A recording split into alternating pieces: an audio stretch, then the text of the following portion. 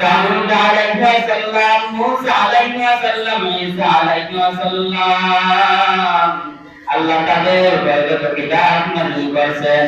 নবীগণ চলে গেছে না, এই কিতাবের শিক্ষা দুনিয়াতে নাই, কোরআন আছে। নবীগণ চলে গেছেন না, এই কিতাবের শিক্ষা দুনিয়াতে নাই। মুসা নবী চলে গেলেন, তাওরাতের মুসা নবী চলে গেলেন, তাওরাতের তালিম নাই। দাউদ পয়গম্বর চলে গেলেন, জবরের তালিম নাই। ঈসা পয়গম্বরকে আল্লাহ বানিয়ে গেলেন, ইনজিলের তালিম নাই। আমার আপনার নবীকে আল্লাহ নিয়ে গেলেন, মনে হয় কোরআনের তালিম নাই। আছে না নাই? শুধু আছে বলতে হবে না, এই আসমান জমিন থাকবে যতদিন, কোরআনের তালিমও থাকবে ততদিন। বন্ধু আমার, আল্লাহর কালামের কিতাব, ওই আল্লাহর কালামের ভিতরে যে মানুষটা লাগে, যে বস্তুটা লাগে, সবকিছুই দামি হয়ে যায়। মানুষ কত দামি দামি গাছ দিয়ে একটা কলম বানায়, চকি বানায়, ওই কাঠটার মধ্যে মানুষ হয়ে যায়, ওই কাঠটার মধ্যে মানুষ কোটি আল্লাহ পালাতি করে।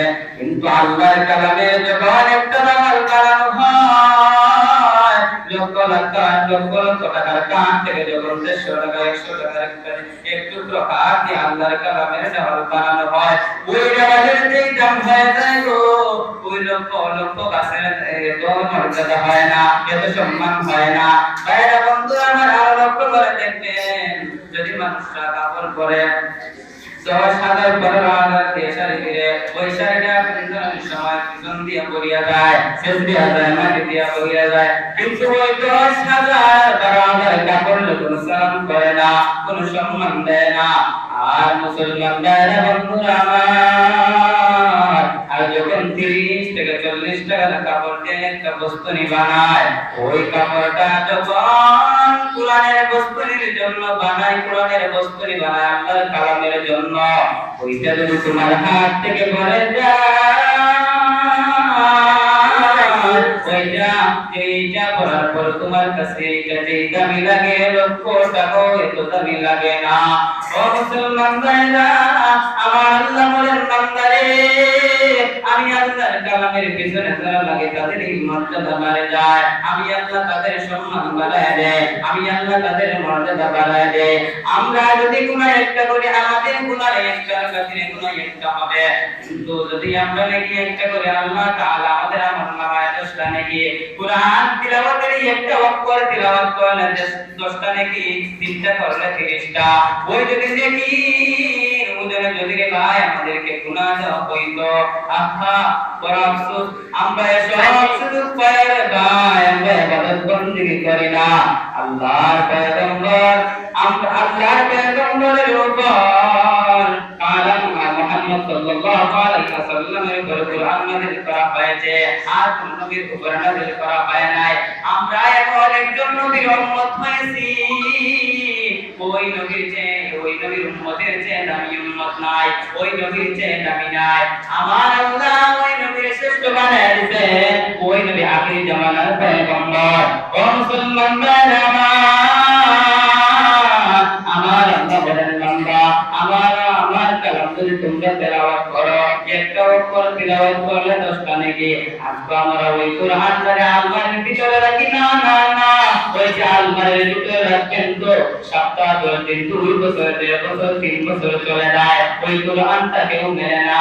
আমার আল্লাহ বলে বান্দারে, ওই আমার কালামটা কিনে কমপক্ষে 2 থেকে 3 বার করো। ও বান্দা, তুমি যখন আল্লাহর কালামটা বসেই পড়াত লাগো, আল্লাহ বান্দারে একটা অক্ষর তেলাওয়াত করলে 10টা নাকি দেওয়া হয়। তুই যদি আমার পরে উদাস হইয়া তেলাওয়াত করো, আমি আল্লাহ তোর আমল নামায় এমন লেখি দেখতে থাকি, যার কোনো হিসাব হয় না, দেখতেই থাকি। আমার আল্লাহর দেওয়ায় এত মর্যাদা।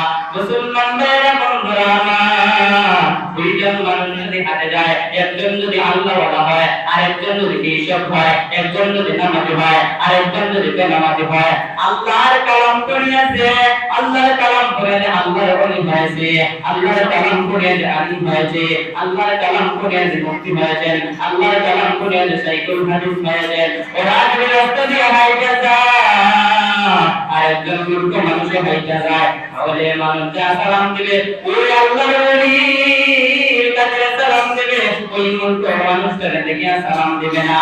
ও ভাই এই মর্যাদাটাকে বাড়াইছে আল্লাহর কালামের পিছে লাগার কারণে। আল্লাহর কালাম করে তুমি সম্মানে বৃদ্ধি হইতে পারছো।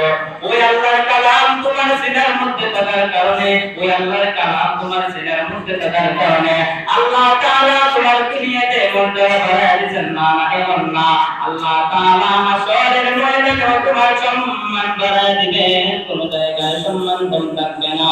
এজন্য আমরা বেশি বেশি করে কোরআন তেলাওয়াত করতাম। আল্লাহ তাআলা বলেন বান্দারে হযরত মুহাম্মদ সাল্লাল্লাহু আলাইহি ওয়াসাল্লামের উপর কোরআন নাযিল হয়েছে। ওই কোরআন আমরা সাইয়াদি নাই, আল্লাহ ইচ্ছাকৃত মুহাম্মদ সাল্লাল্লাহু আলাইহি ওয়াসাল্লামকে দিয়েছেন। আমাদের চেতনা উম্মত আর কেউ নাই। আমরা এত সুযোগ পাইয়া জীবনটারে কাজে লাগাই না।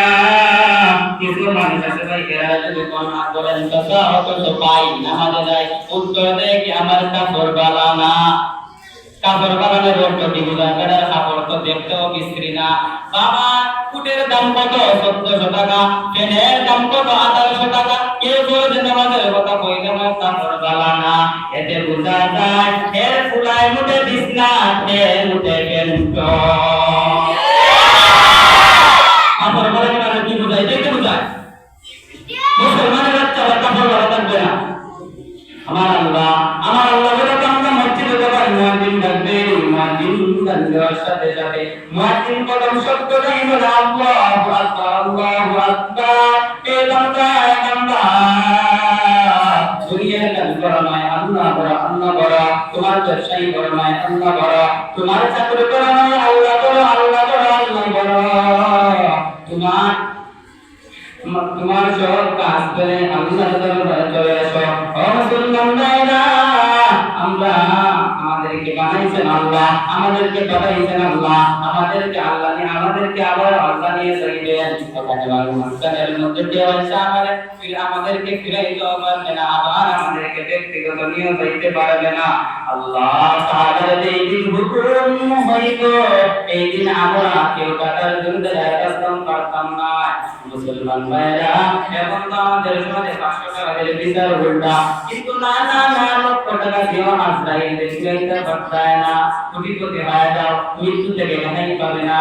আল্লাহ তাআলা বলেন কুল্লু নাফসিন যায়িকাতুল মাউত, প্রত্যেকটি প্রাণীকে মৃত্যুর স্বাদ গ্রহণ করতে হবে।